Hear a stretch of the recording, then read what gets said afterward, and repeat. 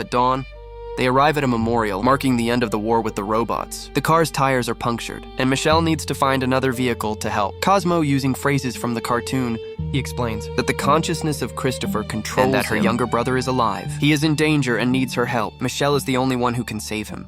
Christopher doesn't know which laboratory he's in, but he asks Michelle to find a doctor wearing glasses who is hiding in the exclusion zone from items in Ted's trunk. Michelle learns about a smuggler who regularly enters the exclusion zone. Knowing his location, Michelle and Cosmo embark on a dangerous journey. They take a train and an old boat, eventually reaching New Mexico. In the evening, Cosmo notices a man obsessively using the Neurocaster. Christopher's subconscious alerts Michelle that this is a problem they need to address, as people are living in the virtual world without realizing how dangerous it is. He covers the homeless man with a blanket to keep him from freezing to death. While in virtual reality soon, a truck driver named Keith arrives on the scene. He is the very smuggler they were looking for. Hiding nearby, Michelle and Cosmo watches.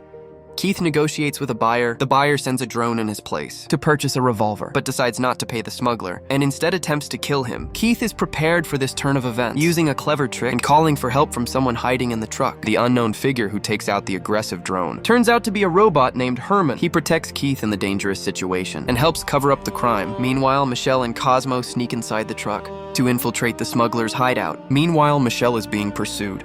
Ted hires the bounty hunter Marshall Bradbury, who quickly deduces where Michelle and the robot are headed, and that he's tasked with eliminating them. Soon after Keats arrives at the base, where the smuggled goods are stored, he is furious because all the food is spoiled, and even more irritated that Herman turned off the fridge. Causing the problem, the robot doesn't feel guilty, explaining that he needed to recharge. A conflict ensues between Keats and Herman, but they are interrupted when they someone else in the warehouse. They quickly realize it's Michelle and Cosmo, who are hoping to reach the exclusion zone. Keats warns them that it's too dangerous and advises the teenager not to continue. At that moment, they notice that the elevator is descending, indicating that an unwelcome guest has arrived, and likely with bad intentions. Herman and Cosmo hide while Keith asks Michelle to pretend to be his mute sister. Marshall Bradbury arrives in the warehouse, having come for the girl and the robot, both marked for termination, understanding that a peaceful negotiation isn't possible. Keats orders Herman to fire, but the robot misses. A scuffle breaks out between the Marshal and the group, and no one can handle the bounty hunter's drone. Michelle uses a trick and shuts off the lights, but the Marshal uses a flashlight to continue the hunt. Keith sneaks up behind him and shoots, but misses. Michelle and Cosmo claim they're ready to surrender, but it's a diversion, allowing Herman to crush the Marshal's drone with a huge crane seizing the moment.